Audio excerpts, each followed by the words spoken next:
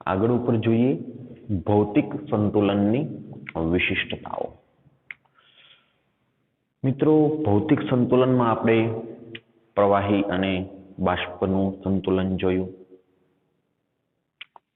પાણી અને તેની બાષ્પ દબાણની વાત કરી, ઘન પ્રવાહી સંતુલન, પાણી સોલિડ એટલે કે બરફ અને પાણી તેના વચ્ચેનું સંતુલન જોયું, ઘનનું દ્રાવણમાં વિલયન સંતુલન, વાયુનું દ્રાવણમાં વિલયન સંતુલન તે પણ જોયું। હવે આ બધા ભૌતિક સંતુલન, આ ભૌતિક સંતુલન જે છે તેની લાક્ષણિકતાઓની જો કે આપણે જે તે મુદ્દામાં ચર્ચા કરી જ હતી, ફરી વખત ચર્ચા કરી લઈએ। તો તમને કોષ્ટક આપ્યું છે, કોષ્ટક 7.1, કોષ્ટક 7.1 આપેલું છે આપણને આ કોષ્ટક, જેમાં આ વિશિષ્ટતાઓની ચર્ચા કરેલી છે કે પ્રક્રમ એટલે કે પ્રક્રિયા પહેલી છે પ્રવાહી અને બાષ્પ વચ્ચેના સંતુલનની પ્રક્રિયા। કે પ્રવાહીમાંથી બાષ્પ બને, બાષ્પનું પાછું સંઘનન થઈ અને પ્રવાહીમાં રૂપાંતર થાય। પાણી અને તેની બાષ્પની આપણે વાત કરી હતી, તેમાં શું વાત કરી હતી કે કોઈ નિયત તાપમાને પાણીનું બાષ્પ દબાણ સંતુલન થપાયા બાદ અચળ થઈ જાય છે। હા, તાપમાન બદલાવો તો બાષ્પ દબાણ બદલાશે, અન્યથા નહીં। આપણે શું વાત કરી હતી કે એક બંધ પાત્રમાં, હા, પાત્ર બંધ હોવું જરૂરી હતું, પ્રણાલી બંધ પ્રણાલી। હવે અહીં પાણી છે, અહીં તેની બાષ્પ છે, પ્રવાહીનું બાષ્પાયન થવું અને બાષ્પનું પાછું સંઘનન થઈ અને પ્રવાહીમાં રૂપાંતર થવું, આ પ્રક્રિયાના દર સામસામા સમાન થઈ ચૂક્યા છે। ત્યારે પ્રવાહીની સપાટી પર બાષ્પનું જે દબાણ લાગે તે પ્રવાહીનું બાષ્પ દબાણ કહેવાય। તો પાણી, પ્રવાહી H2O લિક્વિડ માંથી H2O ગેસ, પાણીની બાષ્પ, તેના વચ્ચે સંતુલન થપાયું છે। તો તે વખતે આપેલ તાપમાને, ધારો કે તાપમાનની આપણે વાત કરી હતી કે ભાઈ 25°C તાપમાને સંતુલન થપાયું છે તેવું ઘડીક માની લઈએ, તો આપેલ તાપમાને P of H2O એટલે કે પ્રવાહીની સપાટી પર લાગતું પ્રવાહીની બાષ્પનું દબાણ તે અચળ હોય છે। P of H2O આપેલ તાપમાને અચળ હોય છે। તો આ વિશિષ્ટતા છે મિત્રો, આ સંતુલનની આ વિશિષ્ટતા છે કે આપેલ તાપમાને પ્રવાહી અને તેની બાષ્પ વચ્ચે સંતુલન થપાયેલું હોય, થપાઈ ગયું હોય, ત્યારબાદ બાષ્પ દબાણ છે એ અચળ હોય છે। શરૂઆતથી લઈને સંતુલન સુધીની ઘટનાની જો વાત કરો તો સતત બાષ્પ દબાણ વધતું જાય છે, તેની આપણે ચર્ચા કરી હતી, પરંતુ સંતુલન થપાઈ જાય ત્યારબાદ બાષ્પ દબાણ અચળ થઈ જાય છે। અને આ બાષ્પ દબાણ તાપમાન બદલાતા બદલાશે। તાપમાન વધારશો તો બાષ્પ દબાણ પાછું વધશે, નવેસરથી સંતુલન થપાશે નવા ઊંચા તાપમાને, ત્યારે બાષ્પ દબાણ વધુ હશે પહેલા કરતા, તાપમાન ઘટાડશો તો બાષ્પ દબાણ ઓછું હશે। ટૂંકમાં નવા તાપમાને જ્યારે નવું સંતુલન થપાય ત્યારે બાષ્પ દબાણ બદલાય, ત્યાં સુધી બાષ્પ દબાણ અચળ હોય, આપેલ તાપમાને બાષ્પ દબાણ અચળ હોય છે। તો આ મિત્રો આ પ્રક્રિયાનું તારણ છે, આ વિશિષ્ટતા છે કે જ્યાં સુધી તમે તાપમાનમાં બદલાવ નહીં કરો ત્યાં સુધી તો બાષ્પ દબાણ અચળ રહેવાનું જ છે, અને ત્યાં સુધી પ્રવાહીમાં અણુઓની સંખ્યા અને બાષ્પના અણુઓની સંખ્યા પણ અચળ રહેવાની છે, બરાબર। બીજી વાત, બીજી પ્રક્રિયા કે ભાઈ ચલો ઘન અને પ્રવાહીનું સંતુલન, ઘન પ્રવાહી સંતુલન, એમાં આપણે ઉદાહરણ લીધું હતું પાણી, બરફ સોલિડ અને પ્રવાહી પાણી। હવે આ સંતુલનમાં વિશેષતા એ હતી કે આપણે 0°C તાપમાનને આ સંતુલન ગણેલું, 0°C તાપમાને આ સંતુલન છે તેમ વિચારેલું। શા માટે? તેનું સ્પષ્ટ કારણ હતું કે 0°C તાપમાન એ આપેલ દબાણે એક વાતાવરણ દબાણે 0°C તાપમાન એ બરફનું ગલન બિંદુ છે અને 0°C તાપમાન તે પાણીનું ઠાર બિંદુ પણ છે. એટલે કે બરફ 0°C તાપમાને પાણીમાં રૂપાંતર પામે, ગલન થઈ, અને પાણી 0°C તાપમાને બરફમાં રૂપાંતર પામે. તો જો પ્રણાલી એ 0°C તાપમાને 0°C તાપમાને પાણી અને આ 0°C તાપમાન ધરાવતો બરફ છે, અને 0°C તાપમાન જો મેન્ટેન રાખવામાં આવે, હવે તે મેન્ટેન તો ક્યારે રહેવાનું છે કે ભાઈ પર્યાવરણનું તાપમાન પણ 0°C હોય તો, અન્યથા તો જો પર્યાવરણનું તાપમાન ઊંચું હશે તો પ્રણાલી પર્યાવરણમાંથી ઉષ્મા શોષી લેશે, તો તાપમાન વધશે. તાપમાન વધશે તો બરફનું પાણી બનશે, પુરોગામી પ્રક્રિયાનો વેગ વધશે. અથવા તો જો પર્યાવરણનું તાપમાન 0°C કરતા ઓછું હશે તો પ્રણાલી ઉષ્મા ગુમાવશે, તો પ્રતિગામી પ્રક્રિયાનો વેગ વધશે, તો પાણીનો બરફ બનશે. પરંતુ આપણે એવું માની લઈએ છીએ કે અચળ તાપમાને, કોઈ નિયત તાપમાને 0°C હોય જે પાણીનું ગલન બિંદુ છે, જે આપેલ એક વાતાવરણ દબાણે છે, ખરેખર અચળ દબાણે, તો અચળ દબાણે ગલન બિંદુ નિયત હોય છે. આ લાક્ષણિકતા થઈ. અચળ દબાણે ગલન બિંદુ નિયત હોય છે. બરફનું ગલન બિંદુ નિયત હોય છે. આ લાક્ષણિકતા થઈ આ સંતુલનની. દબાણ બદલાવશો તો પણ પુરોગામી કે પ્રતિગામી પ્રક્રિયાનો વેગ વધશે, સંતુલનમાં વિક્ષેપ પડશે. આ સંતુલન થપાણું છે બરફ અને પાણી, 0°C તાપમાન ધરાવતો બરફ અને 0°C તાપમાન ધરાવતું પાણી. તેમાં બરફમાંથી પાણીનું બનવું અને પાણીમાંથી બરફનું બનવું, આ બંને પ્રક્રિયાના દર સામસામા સમાન હોય છે, સંતુલન થપાયેલું હોય છે. તાપમાન બદલાવશો તો પણ સંતુલનમાં વિક્ષેપ પડશે, અને દબાણ બદલાવશો તો પણ સંતુલનમાં વિક્ષેપ પડશે મિત્રો. એટલે અચળ દબાણે ગલન બિંદુ નિયત હોય છે. હવે ત્યારબાદની જે વાત છે તે છે ઘનનું દ્રાવણમાં વિલયન સંતુલન. એટલે દ્રાવ્ય પદાર્થ જે સોલિડ છે અને એ દ્રાવ્ય પદાર્થનું દ્રાવણમાં છે તે એની નિપજ થઈ. એટલે કે દાખલા તરીકે સંતૃપ્ત દ્રાવણની આપણે વાત કરી હતી તેમાં કે ધારો કે આ દ્રાવણ, ઉદાહરણ લઈએ ખાંડનું, આ ખાંડ છે અને આ ખાંડનું સંતૃપ્ત દ્રાવણ છે કોઈ ચોક્કસ તાપમાને, ધારો કે 25°C તાપમાને.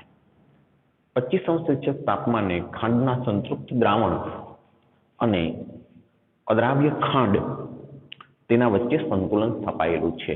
એટલે કે સંતુલન સ્થપાયેલું છે તો ખાંડનું દ્રાવણમાં વિલયન થવું અને પુનઃ સ્ફટિકીકરણ થવું, તે પ્રક્રિયાનો દર સામસામો સમાન હોય છે સંતુલને. અને આ સંતુલન સ્થપાઈ જાય ત્યારે દ્રાવણમાં ખાંડની સાંદ્રતા અચળ થઈ જાય. હા, શરૂઆતથી લઈ અને સંતુલન સુધી દ્રાવણમાં સાંદ્રતા સતત વધતી જાય ખાંડની. કારણ કે શરૂઆતથી જો વાત કરો તો શરૂઆતમાં તો તમે પાણી લીધેલું છે, તેમાં હજુ ખાંડ નાખી છે, ખાંડ ઓગળતી જાય છે, સાંદ્રતા વધતી જાય છે. એમ કરતા કરતા દ્રાવણ સંતૃપ્ત થઈ જાય પછી ન ઓગળેલી ખાંડ અને ઓગળેલી ખાંડ તેની માત્રા અચળ થઈ જાય. શા માટે અચળ થઈ જાય? કારણ કે સંતુલન થપાઈ જાય ત્યારબાદ વિલયન અને સ્ફટિકીકરણ બંનેનો દર સામસામો સમાન થઈ જાય. આ વાત આપણે કરી હતી. અને આ સંતુલન કોઈ ચોક્કસ તાપમાને છે. આ તાપમાને આ સંતૃપ્ત દ્રાવણમાં ખાંડની સાંદ્રતા નિયત હોય છે. પરંતુ જો તમે તાપમાનમાં બદલાવ કરો, તાપમાન વધારો, તો પુરોગામી પ્રક્રિયાનો વેગ વધશે. કારણ કે ખાંડનું દ્રાવણ બનવું તે ઉષ્મા શોષક પ્રક્રિયા છે. તાપમાનનો વધારો ઉષ્મા શોષક પ્રક્રિયાને અનુકૂળ બાબત છે. તો જો તમે તાપમાન વધારશો તો ફરી વિલયનનો દર વધશે. વિલયનનો દર વધશે પછી ધીમે ધીમે સ્ફટિકીકરણનો દર પણ વધવાનો છે પ્રતિગામી પ્રક્રિયાનો. પાછું નવા તાપમાને નવું સંતુલન થપાશે. પરંતુ તે હકીકત છે કે નવા ઊંચા તાપમાને જ્યારે ફરી સંતુલન થપાય ત્યારે દ્રાવણમાં ખાંડની સાંદ્રતા પહેલા કરતા વધારે હશે. બરાબર? આપણે વાત કરી હતી કે સંતૃપ્તતાને તાપમાન સાથે સીધો સંબંધ છે. જુદા તાપમાને જો સંતૃપ્ત દ્રાવણ બનાવશો ઊંચા તાપમાને તો દ્રાવણમાં સાંદ્રતા વધુ હશે ખાંડની, ઓકે, નીચા તાપમાને ઓછી હશે. તો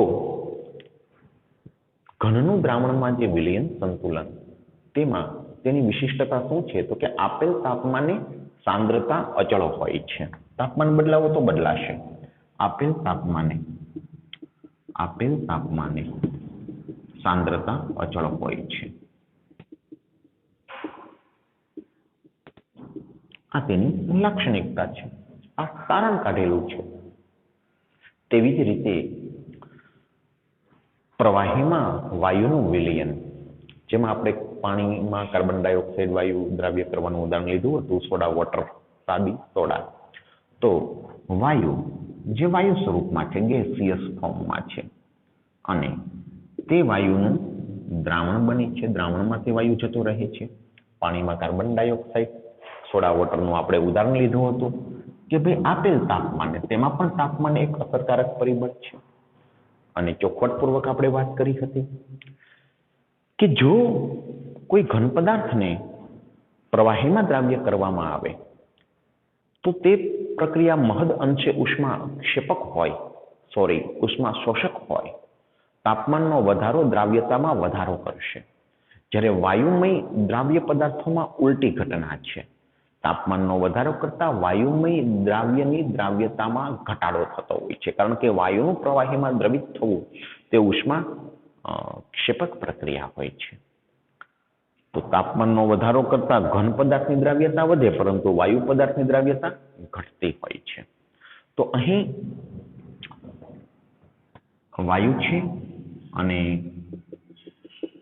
ચોક્કસ દબાણે આ વાયુને પ્રવાહીમાં દ્રાવ્ય કરેલો છે, અને હવે વાયુનું પ્રવાહીમાં દ્રાવ્ય થવું આ પુરોગામી પ્રક્રિયા છે, અને પ્રતિગામી પ્રક્રિયા છે દ્રાવ્ય વાયુનું બાષ્પાયન થઈ જવું, તે પ્રતિગામી પ્રક્રિયા છે. બરાબર. આપેલ તાપમાને પુરોગામી અને પ્રતિગામી પ્રક્રિયાના દર સમાન થઈ જાય ત્યારબાદ આ પાત્ર બંધ હોવું જરૂરી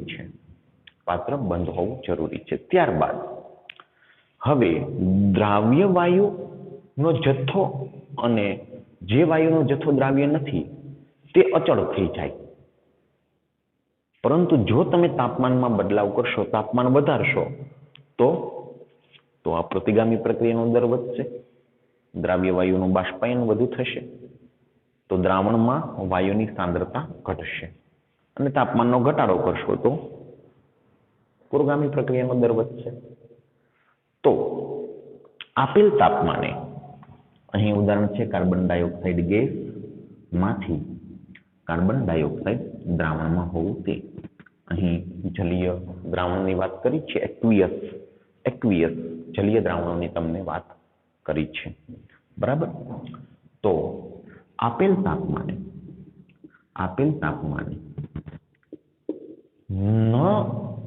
દ્રાવણમાં ઓગળેલું કાર્બન ડાયોક્સાઇડ CO2 એક્વિયસ અને CO2 ગેસિયસ ફોર્મમાં જે નથી ઓગળેલો, જે સપાટીની ઉપર છે, તેનો ગુણોત્તર અચળ રહે છે જ્યાં સુધી તાપમાનમાં બદલાવ ન કરો ત્યાં સુધી. આપેલ તાપમાને.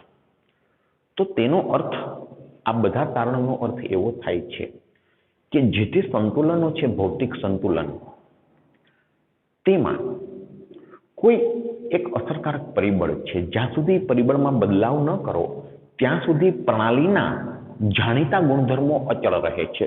અહીં દ્રાવ્ય અને અદ્રાવ્ય કાર્બન ડાયોક્સાઇડના જથ્થાનો ગુણોત્તર અચળ રહે છે. આ કિસ્સામાં બાષ્પ દબાણ અચળ રહે છે. તાપમાન બદલાવો નહીં ત્યાં સુધી. આ કિસ્સામાં ગલન બિંદુ નિયત હોય છે અચળ દબાણે. બરાબર. અને આ કિસ્સામાં આપેલ તાપમાને સાંદ્રતા અચળ હોય છે. એટલે પ્રણાલીના જાણીતા ગુણધર્મો અચળ રહે છે. ક્યાં સુધી અચળ રહે છે? જ્યાં સુધી તમે તે પ્રણાલી પર અસરકારક પરિબળમાં કોઈ ફેરફાર ન કરો ત્યાં સુધી અચળ રહે. અને જો તમે અસરકારક પરિબળ જેમ કે તાપમાનમાં બદલાવ કરો તો પ્રણાલીના જાણીતા ગુણધર્મોના મૂલ્યો બદલાય. અહીં તાપમાનમાં બદલાવ કરશો તો બાષ્પ દબાણ બદલાશે. આ કિસ્સામાં દબાણ બદલાવશો તો ગલન બિંદુ બદલાશે, આ કિસ્સામાં તમે તાપમાન બદલાવશો સાંદ્રતા બદલાશે. તો આ થઈ વાત ભૌતિક સંતુલનની વિશિષ્ટતાઓની. હવે ત્યારબાદ જે મુદ્દો છે તે ખરેખર કંઈક આ વસ્તુ જ કહેવા માંગે છે. જેમ કે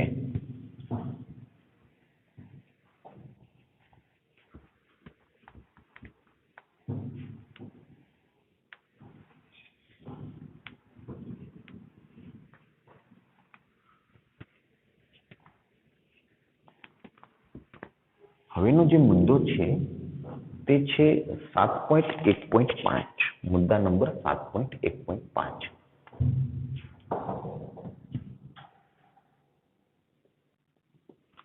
અને એ છે ભૌતિક પ્રક્રમ એટલે કે પ્રક્રિયાઓને સમાવતા સંતુલનની સામાન્ય વિશિષ્ટતાઓ. ભૌતિક પ્રક્રિયાઓને સમાવતા સંતુલનની સામાન્ય વિશિષ્ટતાઓ.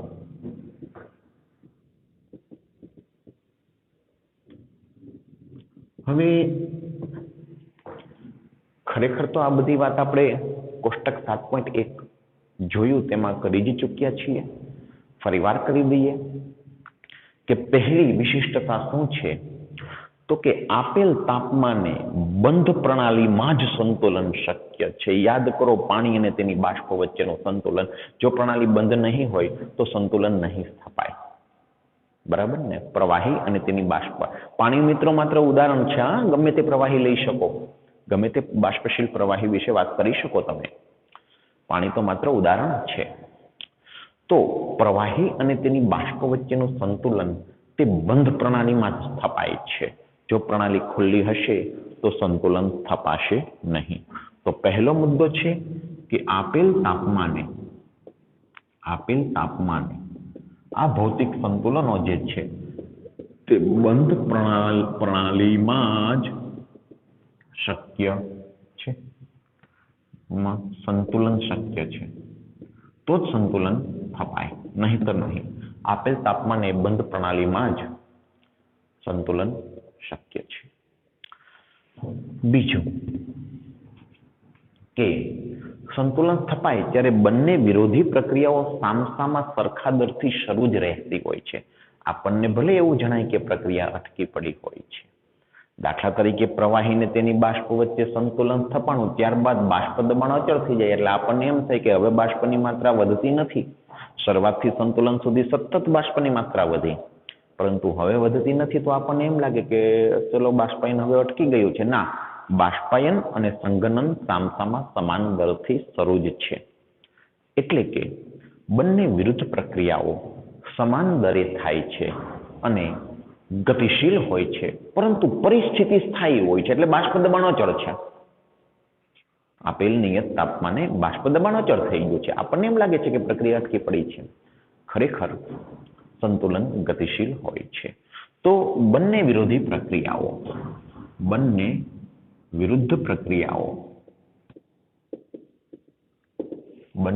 પ્રક્રિયાઓ સમાન દરે થતી હોય છે. સામસામા સરખા દરથી શરૂ જ હોય છે. પુરોગામી અને પ્રતિગામી પ્રક્રિયા સમાન દરથી થતી હોય છે. સંતુલને સમાન દરથી થતી હોય છે, પરંતુ સંતુલન ગતિશીલ છે. આપણને એમ લાગે છે કે પ્રક્રિયા અટકી પડી છે, પરંતુ સમાન દરથી સામસામી પ્રક્રિયા શરૂ થાય છે. સંતુલન ગતિશીલ છે કહેવાનો અર્થ આ છે. પરંતુ પરિસ્થિતિ સ્થાયી હોય છે. પરંતુ પ્રણાલીને માપી શકાય તેવા ગુણધર્મો અચળ હોય છે, જે આપણે કોષ્ટકમાં જોયું 7.1 પરંતુ સ્થાયી પરિસ્થિતિ હોય છે. હા, ત્યાં સુધી સ્થાયી હોય જ્યાં સુધી બાહ્ય પરિબળમાં કોઈ બદલાવ ના કરો, તાપમાન ના બદલાવો, દબાણ ના બદલાવો, તો સ્થાયી હોય, નહીતર નહીં. ઓકે. નંબર 3, પ્રણાલીના માપી શકાય તેવા ગુણધર્મો અચળ હોય છે. જેમ કે બાષ્પ દબાણ અચળ છે, પ્રવાહી બાષ્પ સંતુલનમાં, ઘનનું દ્રાવણમાં વિલયન સંતુલનમાં દ્રાવણની સાંદ્રતા અચળ હોય છે જ્યાં સુધી બાહ્ય પરિબળમાં કોઈ ફેરફાર ન કરો ત્યાં સુધી પ્રણાલીના માપી શકાય તેવા ગુણધર્મો અચળ રહે છે. સંતુલને પ્રણાલીના માપી શકાય તેવા ગુણધર્મો અચળ રહે છે. જ્યારે પ્રવાહી અને બાષ્પ વચ્ચે સંતુલન સ્થપાઈ જાય આપેલ તાપમાને, ત્યારબાદ બાષ્પ દબાણ તે માપી શકાય એવો ગુણધર્મ છે તે અચળ થઈ જાય છે. ઘનનું દ્રાવણમાં વિલયન સંતુલન સ્થપાઈ જાય આપેલ તાપમાને, ત્યારબાદ માપી શકાય એવો ગુણધર્મ છે દ્રાવણની સાંદ્રતા. ખાંડ અને તેના દ્રાવણની જે સંતુલનની વાત હતી તે દ્રાવણની સાંદ્રતા અચળ થઈ જાય છે. બરાબર.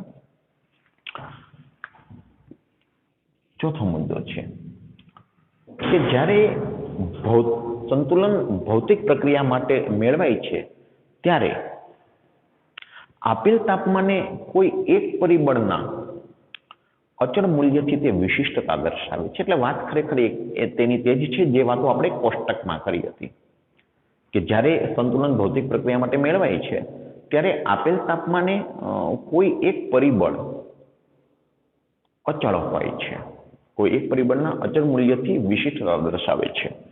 એટલે કે આપેલ તાપમાને પ્રણાલીનો કોઈ એક ગુણધર્મ અચળ હોય છે તેવું કહેવાનો અર્થ છે કે આપેલ તાપમાને કોઈ એક પરિબળના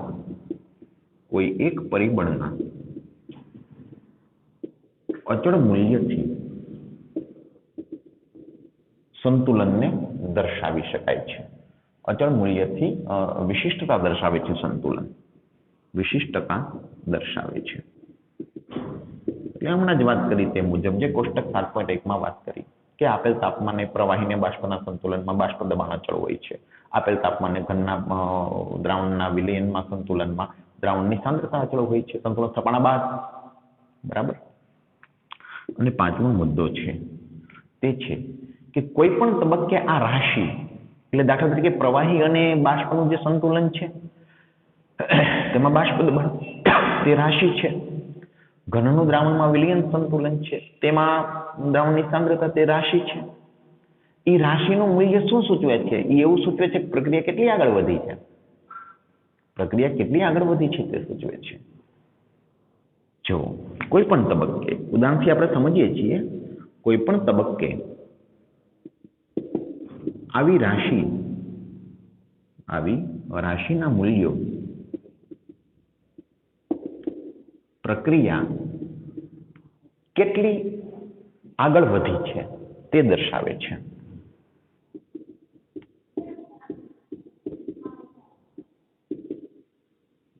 વધેલ છે તે દર્શાવે છે.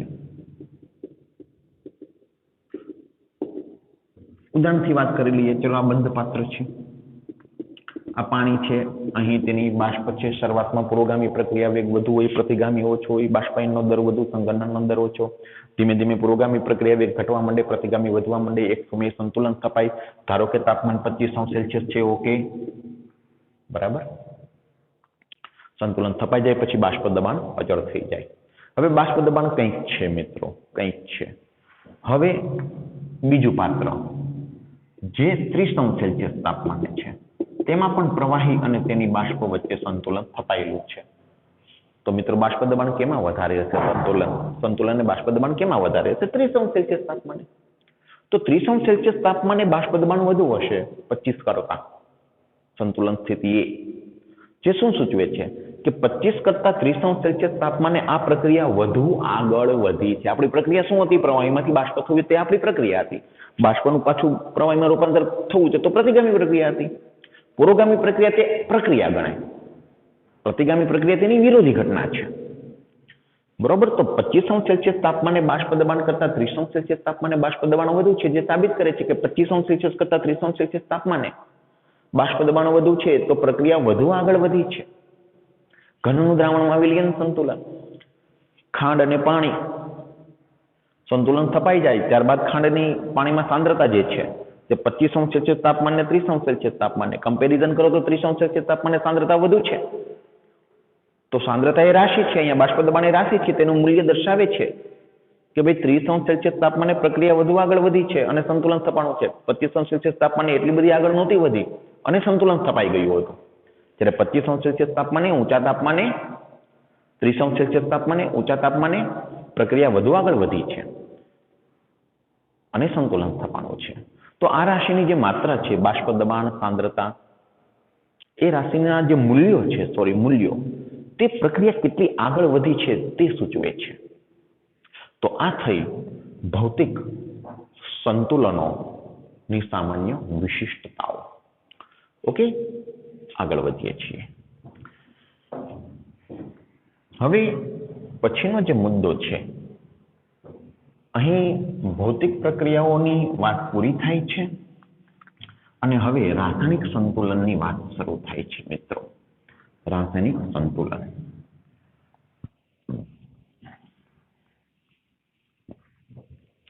તો રાસાયણિક સંતુલનને આપણે તો રસાયણ વિજ્ઞાન ભણીએ છીએ, આપણા માટે રાસાયણિક સંતુલન ખૂબ અગત્યનું છે. તો હવે પછીનો જે મુદ્દો છે તે છે મિત્રો રાસાયણિક પ્રક્રિયામાં સંતુલન. મુદ્દા નંબર 7.2, રાસાયણિક પ્રક્રિયામાં સંતુલન. પ્રક્રમ એટલે પ્રક્રિયા, રાસાયણિક પ્રક્રમ લખો કે પ્રક્રિયા લખો, વાત એકની એક છે. પ્રક્રિયામાં સંતુલન.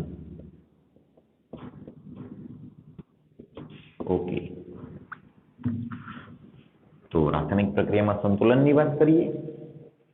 ઓકે, ધારો કે એક રાસાયણિક પ્રક્રિયા છે, પ્રક્રિયકમાંથી નિપજ બને છે. રિએક્ટન્ટ એટલે પ્રક્રિયક અને પ્રોડક્ટ એટલે નિપજ, એટલે સંજ્ઞા આર અને પી બતાવી છે. કોઈ પ્રક્રિયકમાંથી નિપજ બને છે, રાસાયણિક પ્રક્રિયા છે. હવે જુઓ મિત્રો, ધારો કે પાત્રમાં ચોક્કસ જથ્થાનો પ્રક્રિયક લીધો છે અને પ્રક્રિયા થવા માટે અનુકૂળ તાપમાન, દબાણ, જે કાંઈ અનુકૂળ પરિસ્થિતિ છે તે પૂરી પાડવામાં આવે છે, એટલે પ્રક્રિયા શરૂ થાય છે. પરંતુ શરૂઆતમાં તમે જે પ્રક્રિયક લીધો છે તેનો જથ્થો છે 1 મોલ, તેવું આપણે માની લઈએ. પ્રક્રિયકનો જેટલો જથ્થો લીધો હોય તે મહત્તમ જથ્થો ગણાય. શા માટે મહત્તમ જથ્થો ગણાય? કારણ કે જેમ જેમ પ્રક્રિયા આગળ વધતી જશે તેમ પ્રક્રિયકના જથ્થામાં સતત ઘટાડો થતો જશે અને નિપજના જથ્થામાં સતત વધારો થતો જશે. દેખીતી વસ્તુ છે. પરંતુ શરૂઆતમાં પ્રક્રિયકનો જથ્થો તમે 1 મોલ લીધો છે તો નિપજનો જથ્થો કેટલો છે? 0 મોલ. શા માટે? હજુ પ્રક્રિયા જ નથી થઈ તો નિપજ ક્યાંથી હોવાની ભાઈ? તો અત્યારે પાત્રમાં, પ્રણાલીમાં માત્ર પ્રક્રિયક છે, માત્ર પ્રક્રિયક છે. ઓકે, હવે માની લો કે પ્રક્રિયા શરૂ થાય છે એટલે પ્રક્રિયકના ચોક્કસ જથ્થાનું નિપજમાં રૂપાંતર થાય છે. અમસ્તા આંકડાઓથી વાતને આપણે સમજીએ કે ભાઈ 0.2 મોલ પ્રક્રિયકનું નિપજમાં રૂપાંતર થાય તો દેખીતી વસ્તુ છે કે 1 મોલ પ્રક્રિયક હતો તેમાંથી 0.2 મોલ પ્રક્રિયકનું નિપજમાં રૂપાંતર થાય તો નિપજ 0.2 મોલ બની અને પ્રક્રિયક હજી 0.8 મોલ વધ્યો છે પ્રક્રિયા કર્યા વગરનો. બરાબર? પણ જેવી નિપજ શરૂ થાય કે તરત જ પ્રતિગામી પ્રક્રિયા શરૂ થાય છે. શા માટે? કારણ કે આપણી પ્રક્રિયા પ્રતિવર્તી છે તેવું આપણે સ્વીકારી લીધેલું છે. શા માટે સ્વીકારી લીધેલું છે? સંતુલન પ્રતિવર્તી પ્રક્રિયાઓને તો લાગુ પડે છે. અપ્રતિવર્તી પ્રક્રિયામાં સંતુલન જેવું કશું હોતું જ નથી. તો આપણે આ પ્રકરણમાં જે પ્રક્રિયાઓની ચર્ચા કરીશું તે પ્રતિવર્તી જ હશે. તો ચાલો, પ્રતિવર્તી નિપજ બની કે તરત જ પ્રતિગામી પ્રક્રિયા શરૂ થઈ. પ્રક્રિયકમાંથી નિપજનું બનવું તે પુરોગામી પ્રક્રિયા છે. નિપજમાંથી પાછું પુનઃ પ્રક્રિયક બનવું તે પ્રતિગામી પ્રક્રિયા છે. અને આપેલ ટોટલ પ્રક્રિયા પ્રતિવર્તી છે. ઓકે, અપ્રતિવર્તી પ્રક્રિયામાં પ્રક્રિયકમાંથી નિપજ બને પરંતુ નિપજમાંથી એ જ સ્થિતિએ પ્રક્રિયકો પાછા મળતા નથી. તે અપ્રતિવર્તી પ્રક્રિયા. ઓકે, તો આપેલ તાપમાને, દબાણે, અનુકૂળ પરિસ્થિતિએ પુરોગામી પ્રક્રિયા શરૂ થાય છે, નિપજ બનવાનું શરૂ થાય છે અને જેવી નિપજ બને તે તરત જ પાછા પ્રક્રિયક આપવાનું પણ શરૂ કરી દે છે. પરંતુ પ્રક્રિયા વેગ તે પ્રક્રિયકની સાંદ્રતાના સમપ્રમાણમાં હોય છે. આમ તો સાચું વાક્ય એમ બોલાય કે પ્રક્રિયકોના સક્રિય જથ્થાની સાંદ્રતાના સમપ્રમાણમાં હોય છે. પરંતુ સક્રિય જથ્થો એટલે શું તે આપણે ભવિષ્યમાં શીખીશું. હાલ તો એવું કહીશું કે પ્રક્રિયાનો વેગ પ્રક્રિયકોની સાંદ્રતાના સમપ્રમાણમાં છે. તો પ્રક્રિયક છે તેની સાંદ્રતા હાલ તમે જોઈ શકો છો કે વધુ છે.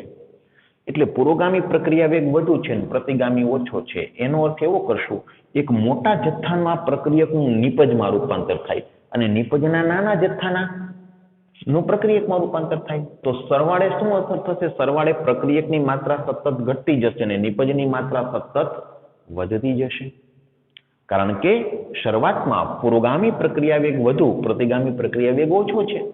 એટલે પ્રક્રિયકના મોટા જથ્થાનું નિપજમાં રૂપાંતર થાય, નિપજનો નાનો જથ્થો પ્રક્રિયકમાં રૂપાંતર પામે. તો સરવાળે શું થયું? સરવાળે નિપજની સાંદ્રતા સતત વધતી જણાશે, પ્રક્રિયકની સાંદ્રતા સતત ઘટતી જણાશે. તો ચલો, પ્રક્રિયકની સાંદ્રતા ઘટી, હજુ નિપજની સાંદ્રતા વધી, હજુ પ્રક્રિયકની સાંદ્રતા ઘટી, નિપજની સાંદ્રતા વધી, હજુ પ્રક્રિયકની સાંદ્રતા ઘટી, નિપજની સાંદ્રતા વધી. પરંતુ વસ્તુ એવી છે કે સતત પ્રક્રિયકની સાંદ્રતા ઘટતી જાય છે તો પુરોગામી પ્રક્રિયાનો વેગ ઘટતો જશે. શા માટે? હમણાં જ વાત કરી કે પ્રક્રિયાનો વેગ પ્રક્રિયકની સાંદ્રતાના સમપ્રમાણમાં હોય. તો પુરોગામી પ્રક્રિયાનો વેગ ઘટતો એટલે જશે કારણ કે પ્રક્રિયકની સાંદ્રતા ઘટતી જાય છે. સામા પક્ષે પ્રતિગામી પ્રક્રિયાનો વેગ વધતો જશે કારણ કે પ્રતિગામી પ્રક્રિયાનો પ્રક્રિયક નિપજ છે ખરેખર. તો નિપજની સાંદ્રતા તો સતત વધતી જાય છે. તો પ્રતિગામી પ્રક્રિયાનો વેગ વધતો જશે, પુરોગામી પ્રક્રિયાનો વેગ ઘટતો જશે, પ્રતિગામી પ્રક્રિયાનો વેગ વધતો જશે. એક સમય એવો આવશે કે સામસામા વેગ સમાન થઈ જશે. અને ધારો કે તે આ સ્થિતિએ સામસામા વેગ સમાન થઈ જાય છે તેવું આપણે માની લઈએ. તો આ સ્થિતિએ સંતુલન સ્થપાય છે. આ સ્થિતિએ સંતુલન સ્થપાય છે. આ સ્થિતિ એવી સ્થિતિ છે, આ સાંદ્રતાઓ એવી સાંદ્રતાઓ છે કે આ પ્રક્રિયકની 0.2 મોલર સાંદ્રતાએ જે પુરોગામી પ્રક્રિયાનો વેગ હશે, નિપજની 0.8 મોલર સાંદ્રતાએ પ્રતિગામી પ્રક્રિયાનો વેગ તેટલો જ હશે તેવું આપણે જો માની લઈએ તો આ સ્થિતિએ સંતુલન થપાશે. હવે સંતુલન થપાણા બાદ શું થશે? તો કે સંતુલન થપાણા બાદ શરૂઆતથી સંતુલન સુધી જો તમે અવલોકન કરો ને પ્રક્રિયા મિશ્રણનું, તો તમને શું જણાય? તો કે અત્યારે તો 1 મોલ એ લીધેલો છે, આર પ્રક્રિયક લીધેલો છે, 1 મોલ આર પ્રક્રિયક લીધેલો છે, નિપજ તો બિલકુલ નથી. પછી ધીમે ધીમે તમને આમાં જણાય કે ભાઈ પ્રક્રિયકનો જથ્થો ઘટતો જાય છે, નિપજનો જથ્થો વધતો જાય છે. તે અવલોકન તમે કોઈને કોઈ રીતે જાણી શકો. પરંતુ સંતુલન થપાણું પછી આપણને એવું જણાય કે હવે પ્રક્રિયકનો જથ્થો આથી ઘટતો નથી, નિપજનો જથ્થો આથી વધતો નથી. એટલે પ્રક્રિયા તો કે અટકી પડી છે? ના, અટકી નથી પડી. ખરેખર હવે પછીના સમયે પ્રક્રિયા તો શરૂ જ છે, પરંતુ સામસામા સમાન દરથી શરૂ છે. એટલે હવે પછી જેટલો પ્રક્રિયકનો જથ્થો નિપજમાં રૂપાંતર પામે એટલો જ નિપજનો પ્રક્રિયકમાં રૂપાંતર પામે, કારણ કે સામસામા વેગ સમાન થઈ ચૂક્યા છે. તો આ કિસ્સામાં સંતુલન થપાણું છે તેમ કહેવાશે. આપણને એમ લાગે છે કે પ્રક્રિયા અટકી પડી છે, પરંતુ સામસામા સરખા દરથી પ્રક્રિયા તો શરૂ જ છે. સંતુલન ગતિશીલ હોય છે, જે આપણે ઉદાહરણોથી સાબિત પણ કરીશું. તો સંતુલન ગતિશીલ છે મિત્રો. આ રાસાયણિક સંતુલન કહેવાય.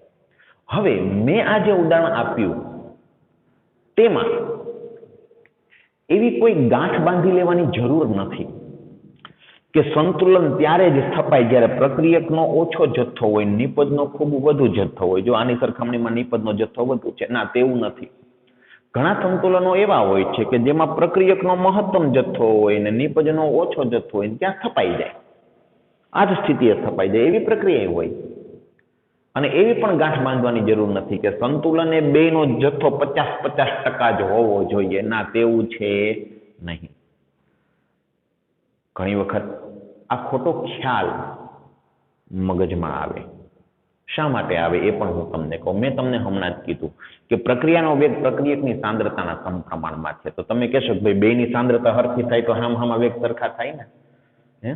પણ ના, તેવું નથી. બેની પ્રક્રિયા સરખી બેની સાંદ્રતા સરખી થાય તો સામસામા વેગ સરખા થાય તેવું જરૂરી નથી. કારણ શું છે?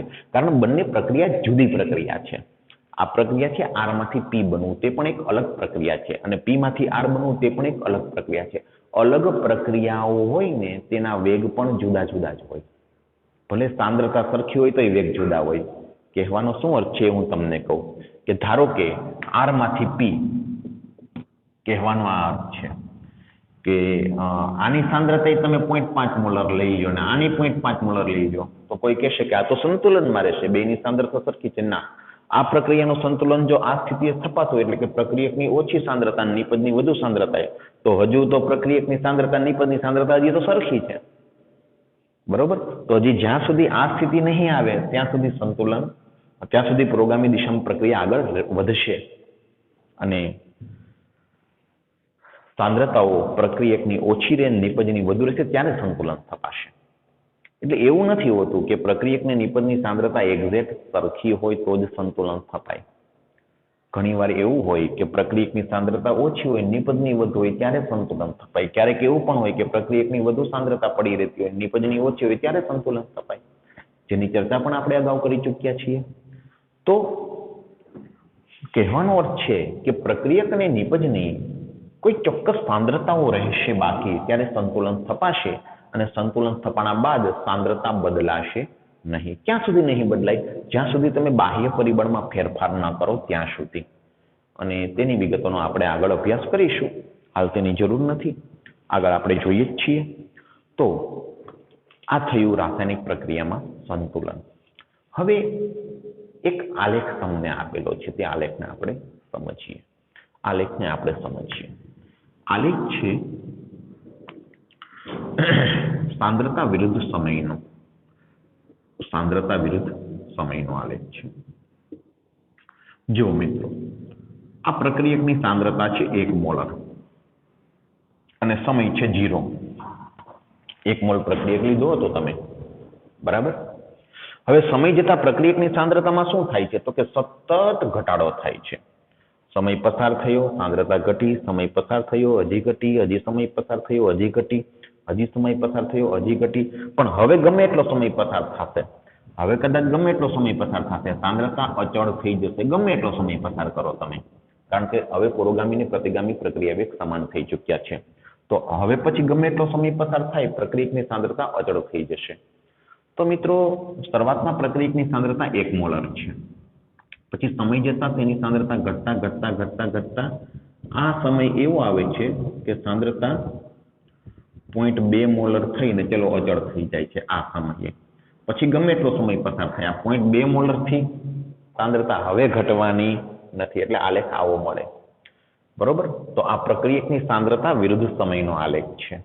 હવે નિપજની સાંદ્રતા વિરુદ્ધ સમયના આલેખની તમને વાત કરું તો નિપજની સાંદ્રતા છે એ 0 એટલે શરૂઆતમાં તો 0 મોલર છે, પછી સતત વધતી પછી એ પણ અચળ થઈ જાય છે.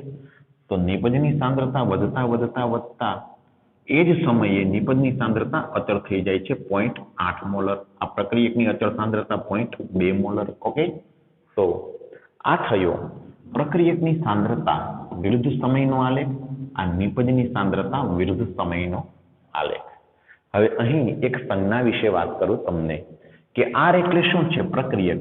પણ મોટા કૌંસમાં આર લેખ હોય ને તો આને આમ વાંચવાનું, પ્રક્રિયકની સાંદ્રતા. શબ્દોમાં ન લખે આર ની સાંદ્રતા, કૌંસમાં આર એવું લખે. મોટા કૌંસમાં આર એટલે આર ની સાંદ્રતા, મોટા કૌંસમાં પી એટલે પી ની સાંદ્રતા.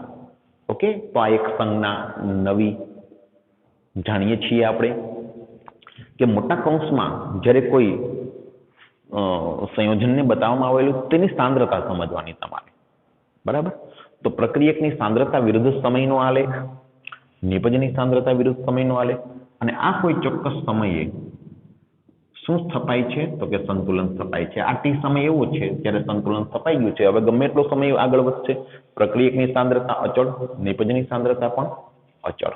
ઓકે, તો આ આલેખ છે સાંદ્રતા વિરુદ્ધ સમયનો આલેખ. હવે જો સંતુલન ગતિશીલ છે, તેની સાબિતી એક સરસ મજાના ઉદાહરણથી તમને આપેલી છે. તે ઉદાહરણને આપણે જોઈએ.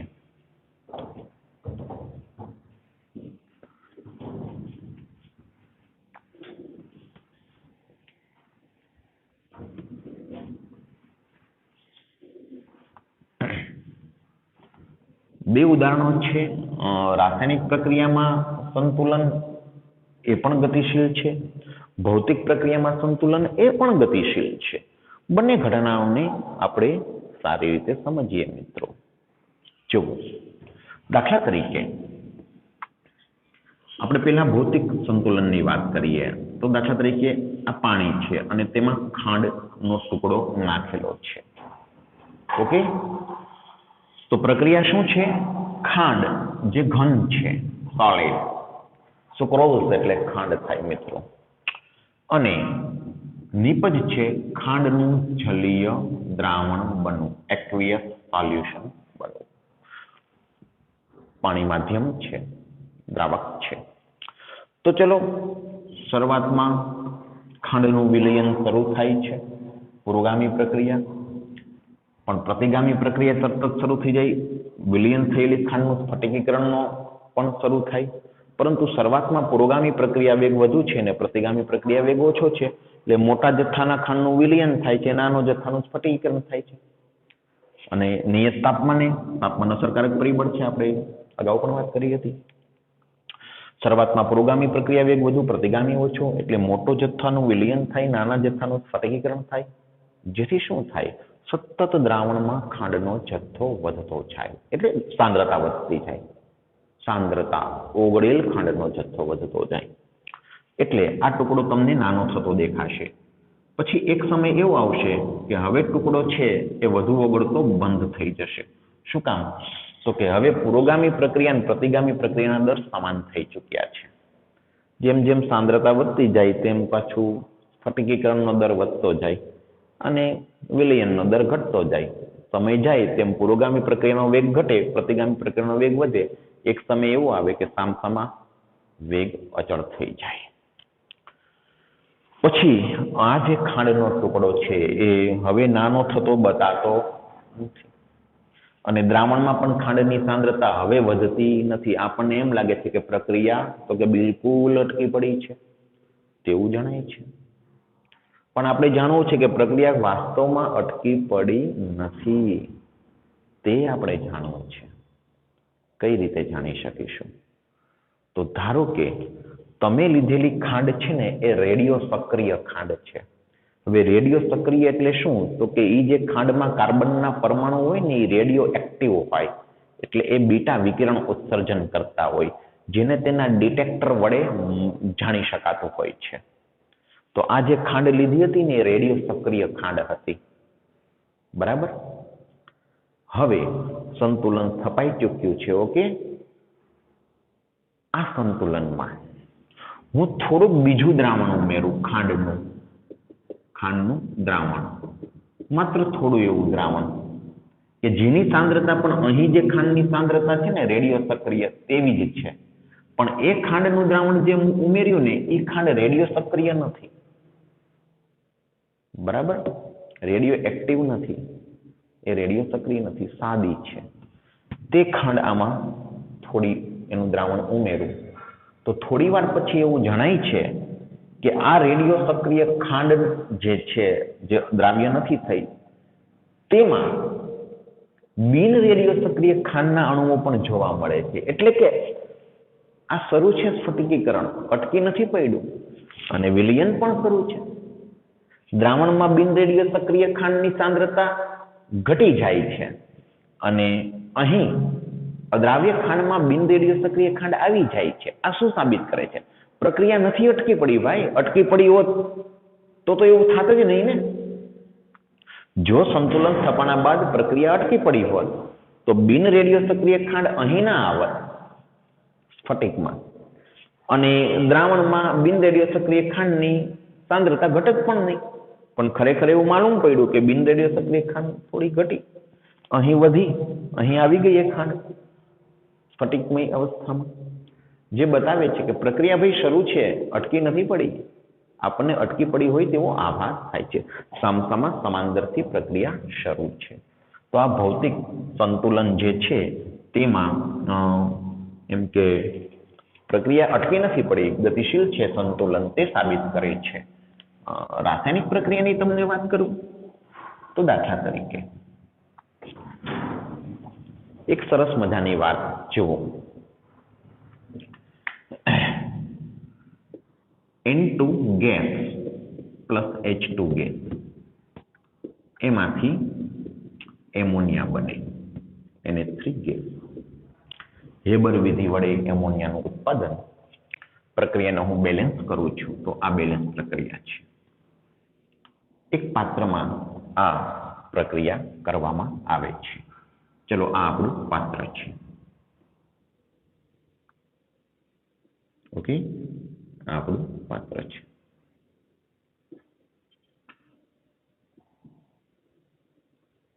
હવા ચુસ્ત બંધ, સારો। આમાં N2 અને H2 યોગ્ય તાપમાન, દબાણ, ઉદ્દીપક આ બધી અનુકૂળ પરિસ્થિતિઓ તો ઊભી કરવી જ પડે અને પ્રક્રિયા થાય છે। હવે મિત્રો આપેલ તાપમાને, દબાણે N2 ને H2 ની પ્રક્રિયાથી એમોનિયાનું બનવું અને એમોનિયાનું વિઘટન પણ થઈ અને N2 અને H2 નું બનવું, આ પ્રક્રિયા પ્રતિવર્તી છે। શરૂઆતમાં પુરોગામી પ્રક્રિયા વેગ વધુ હોય, પ્રતિગામી ઓછો હોય, ધીમે ધીમે પુરોગામી પ્રક્રિયા વેગ ઘટતો જાય, પ્રતિગામી વધતો જાય, એક સમયે સંતુલન થપાય। સંતુલન થપાણા બાદ પાત્રમાં ન પ્રક્રિયા કરેલો પ્રક્રિયક અને બનેલી નીપજ નો જથ્થો અચળ થઈ જાય। શરૂઆતથી સંતુલન સુધી સતત જણાય કે નીપજ સતત વધતી જાય છે, પ્રક્રિયકોની માત્રા સતત ઘટતી જાય છે, પરંતુ સંતુલન થપાણા બાદ એ જથ્થો નિયત થઈ જતો હોય છે, તમે જાણો છો। તો આ પાત્રમાં સંતુલન થપાઈ ગયું છે, આ પાત્રમાં સંતુલન થપાણું છે, તો આમાં ચોક્કસ જથ્થામાં N2 હાજર છે, ચોક્કસ જથ્થામાં H2 હાજર છે, ચોક્કસ જથ્થામાં એમોનિયા પણ હાજર છે, બરાબર? Okay, ready. હવે બીજા પાત્રમાં એક બીજી પ્રક્રિયા કરવામાં આવે છે, N2 gas plus H2 hydrogen છે ને તેનો સમસ્થાનિક D2 ડ્યુટેરિયમ, તો બને ND3। એક વસ્તુ બરાબર યાદ રાખો મિત્રો, સમસ્થાનિકોના રાસાયણિક ગુણધર્મો સમાન હોય, ભૌતિક ગુણધર્મો જુદા હોય, પરંતુ રાસાયણિક ગુણધર્મો સમાન હોય। હાઇડ્રોજન જેવી જ પ્રક્રિયા આપે ને તેવી જ ડ્યુટેરિયમ પ્રક્રિયા આપે। કારણ શું? રાસાયણિક ગુણધર્મો છે તે શેના પર આધાર રાખે? તે આધાર રાખે ઇલેક્ટ્રોન રચના પર, નહીં કે પરમાણુ ભાર પર। હવે સમસ્થાનિકોના પરમાણુ ભાર જુદા હોય, ઇલેક્ટ્રોન રચના તો સમાન જ હોય ને, તો સમસ્થાનિકોના રાસાયણિક ગુણધર્મો સમાન હોય છે મિત્રો। તો જેવી રીતે હાઇડ્રોજન એ પ્રક્રિયા નાઇટ્રોજન સાથે આપીને એમોનિયા NH3 આપે, એમ D2 પણ N2 સાથે ND3 આપે અને તેમાં પણ સંતુલન થપાય। તો આ બીજું પાત્ર છે આપણું, ઓકે, આ બીજું પાત્ર છે જેમાં એવડું જ પાત્ર છે, એ જ સમાન પરિસ્થિતિ છે, ઓકે, જેમાં પણ સંતુલન સ્થપાયેલું છે।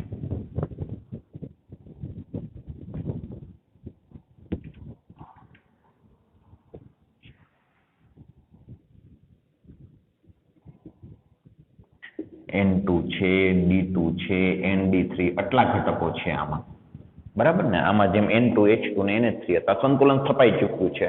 હવે જેવી રીતે આમાં N2, H2 ને એમોનિયા, એની માત્રા નિયત થઈ ચૂકી છે, હવે બદલાવ નથી આવતો, આપણને એમ લાગે છે કે પ્રક્રિયા અટકી પડી છે, તે જ સ્થિતિ અહીં છે। N2, D2 ને ND3 ની માત્રા અચળ થઈ ચૂકી છે, બરાબર? હવે આ બંને પાત્રને જોડવામાં આવે છે, ઓકે, જો કે અહીં વાલ્વ મૂકેલો હતો તેવું માની લઈએ, તે વાલ્વ અગાઉ બંધ હતો. ચાલો, બંધ હતો. આમાં સંતુલન સ્થપાણું, આમાં સંતુલન સ્થપાણું. હવે વાલ્વને ખોલી દઉં તો તમે જાણો છો કે બે પાત્રમાં જ્યારે વાયુઓ ભરેલા હોય તો એ પ્રસરણ પામે. એટલે આ N2 અહીં આવી શકે, D2 પણ અહીં આવી શકે, ND3 પણ અહીં આવી શકે, અને આ ત્રણેય ઘટકો સામેના પાત્રમાં પણ જઈ શકે. પરંતુ મિત્રો સંતુલન તો થપાયેલું છે. આપણને એમ લાગે છે કે પ્રક્રિયા અટકી પડી છે. પ્રક્રિયા અટકી પડી છે એવું લાગે છે, ખરેખર અટકી પડી નથી. સામસામા સમાંતરથી આ પ્રક્રિયા અને આ પાત્રમાં આ પ્રક્રિયા પણ શરૂ છે. હવે તમે જુઓ મિત્રો, આ પાત્રમાં આ પ્રક્રિયા શરૂ છે. હવે સામેથી ND3 અહીં આવે છે. શું આવે છે? ND3 અહીં આવે છે ગેસ આ પાત્રમાંથી. અને અહીંથી NH3 પણ ત્યાં જાય છે.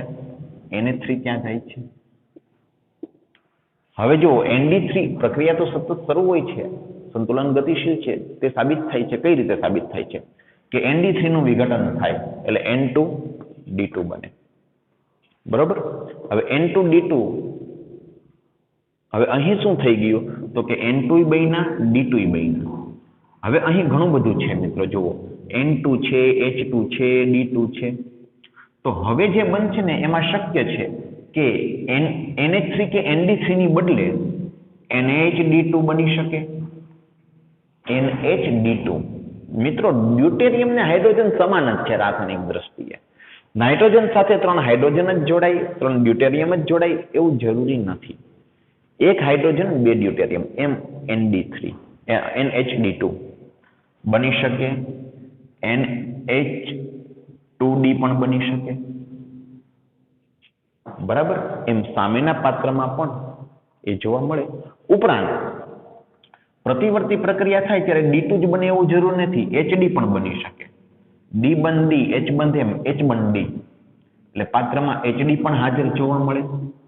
NHD2, NH2D, HD આવા ઘટકો આ પાત્ર ને આ પાત્ર બંનેમાં જોવા મળશે. બંનેમાં. આ શું બતાવે છે મિત્રો? આ બતાવે છે કે પ્રક્રિયા ખરેખર શરૂ છે. જો આ સંતુલને અહીં પ્રક્રિયા અટકી પડી હોત ને આ સંતુલને અહીં પ્રક્રિયા અટકી પડી હોત તો વાલ્વ ખોલતા માત્ર વાયુઓ છે તે પ્રસરણ પામત, પ્રક્રિયા ના કરત. પણ એને ખરેખર પ્રક્રિયા કરી આવી નવી સ્પીસીઝો ઉત્પન્ન કરી. આ શું બતાવે છે? પ્રક્રિયા મિત્રો શરૂ છે. તમને એમ થાય શું આવું બધું દેખાય? ના, દેખાય નહીં. પણ દ્રવ્યમાન સ્પેક્ટ્રોફોટોમીટર વડે જાણી શકાય કે NH3 ને ND3 સિવાય નાઇટ્રોજનના આવા NHD2, NH2D એવા ઘટકો અહીં ઉત્પન્ન થયા છે. તે દ્રવ્યમાન સ્પેક્ટ્રોફોટોમીટર વડે જાણી શકાય છે. તેનાથી સાબિત થાય છે કે પ્રક્રિયા વાસ્તવમાં અટકી નથી પડી. જો અટકી પડી હોત તો NHD2, NH2D, HD આવા ઘટકો અંદર જોવા ન મળત. પણ થોડા સમય પછી જોવા મળે છે, જે સાબિત કરે છે પ્રક્રિયા ખરેખર શરૂ છે, સંતુલન ગતિશીલ છે. તો રાસાયણિક સંતુલન પણ ગતિશીલ છે, તેને સાબિત કરતી આ ઘટના છે. એવી રીતે આપણે ભૌતિક પ્રક્રિયામાં પણ રેડિયોએક્ટિવ ખાંડની મદદથી પણ જાણ્યું કે ના, પ્રક્રિયા તો શરૂ જ છે, પરંતુ સામસામા સમાંતરથી શરૂ છે. આપણને એમ લાગે છે પ્રક્રિયા અટકી પડી છે. ઓકે, તો હવે પછી આપણે રાસાયણિક સંતુલન, જે આ પાઠની મુખ્ય બાબત છે આ પ્રકરણની, તેના ઉપર આગળ વધીશું.